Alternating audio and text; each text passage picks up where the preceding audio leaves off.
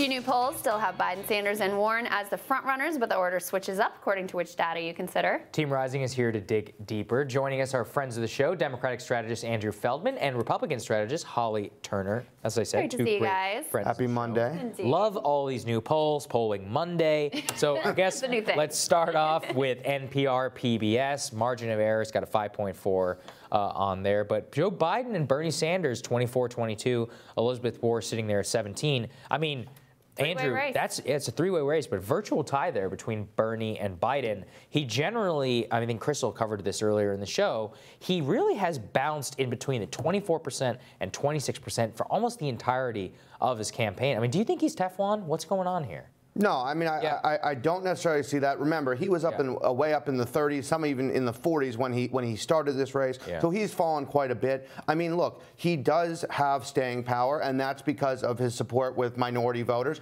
So we're going to have to see if he loses some of those early states. Does that minority vote support hold? If it does, then he's looking really good. We'll have to see if it happens. I mean, that's the point I made in my monologue today. Is that basically, yeah, he's been right in this range, basically at 25%, and in one way, he's very strong because he doesn't fluctuate much from that point. On the other hand, you lose a couple points. You see Sanders gaining ground here. He's within range, so he's also very vulnerable. You can't be a strong front runner and not even be able to get 30% of the vote. Right, and 24% looks great when there are 16 other candidates in the field or on the ballot, but what about when it collapses a little bit? I mean, we don't know how many candidates are going to be on the ballot on Super Tuesday, right? So what if it's only 5 or 6 or 4? Then does that number move at all, or does it stay the same? If it stays the same, it's not going to be enough. And that's going to be fascinating with this debate coming up, right? That's why PBS put out this poll. It's their debate later in the week, assuming it happens with all the labor disputes. I think they'll figure it out. They will, but the point is, a lot of ad dollars at stake.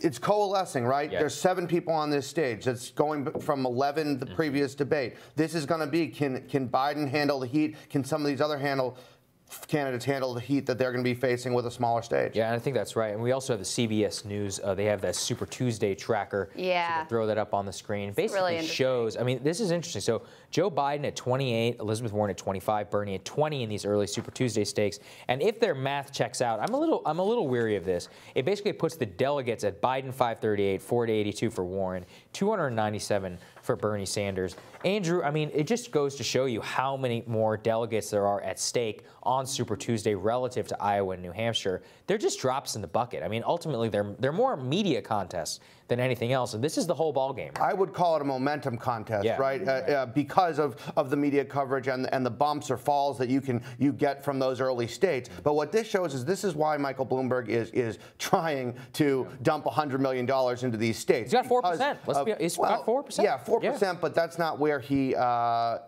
needs to be or wants to be. I think that he's going to waste a lot of money, but he's already wasting. He already is doing that. But you know what we're seeing here is it's a very fluid race, and to be honest with you, I really do think those early states, even though they have small delegate math, the momentum will shift a lot coming into. I got to tell you, I was surprised that Biden did not have more of a lead in Super Tuesday states, because a lot of these are southern. So you've got California and Texas as the big prizes. In Texas, Biden has been up by somewhere around 10 points in sort of the average of Texas polls. So he's been in good position there. He's been in the hunt in California. Warren and Sanders have been doing better there. But a lot of southern states with large African-American populations that you think would be very strong for Biden. The fact that both Warren and Sanders are within range on Super Tuesday, to me, is a big warning sign for him.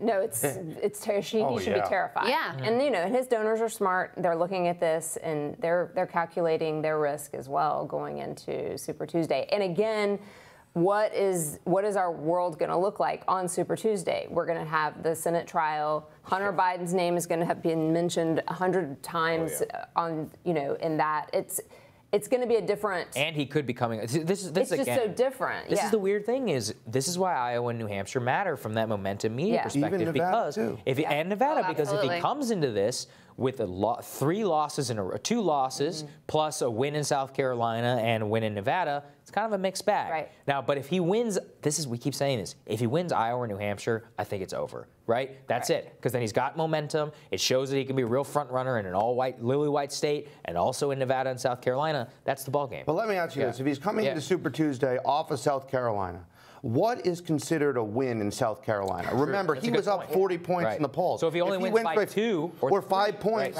is that a win, or is the media going to say, "Oh my God, look how far he fell"? He is 10 points a win. I'm not sure. That's a good point. That's very true. good The point. bar has been set very high in South Carolina. We covered very high. a poll last week that had his lead shrieking down to single digits for the first time. Bernie. The other thing, though, I wanted to note about this Super Tuesday poll, which again I think is so fascinating, is while Mayor Pete has jumped up to the lead in some polls of Iowa and some polls of New Hampshire, when you look beyond that, things look a lot uglier. If we can throw that tweet back up on the screen, he's down at 9% on Super Tuesday. I mean, when you get beyond those mostly white states, he doesn't have it. If you look at the breakdown too with Latino voters, which we don't talk as much about in terms of his struggle to gain support there, he's only at 5%. Yeah, it's not a serious candidate. He's not, and you know, and the Californians and the Texans really don't respect him because he's just a small town mayor. Like he has nothing to offer them. He's not far Amy left. Klobuchar has more delegates in this. Yeah, which is despite shocking. Look, the math is bad, but Andrew, I mean, you can't be a serious person if you're polling that low amongst minority voters. You just can't.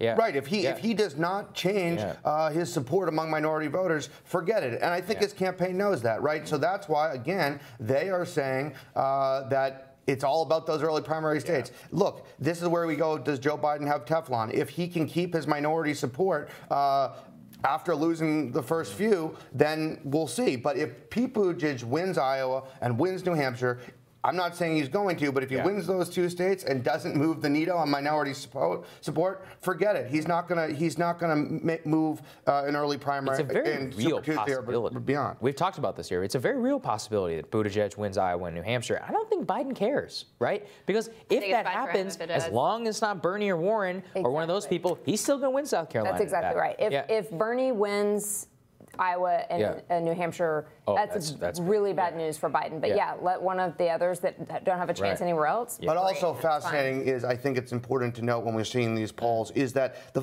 fighting we've seen over the last week or two between Warren and Buttigieg has really helped Sanders, right? Yeah, he's been able to sit back, run his campaign, and continue not only stability but increasing in some spots. Yeah, I think the love affair with Pete is over. Personally, we'll see how this debate goes. We'll see how January goes. I think Bloomberg has stolen some of his media coverage. They're finally asking him some critical questions. So I think that he's going to have trouble maintaining those poll positions in Iowa and New Hampshire personally. But we will see, and we want you guys to stick with us. So we got more for Team Rising right after the break.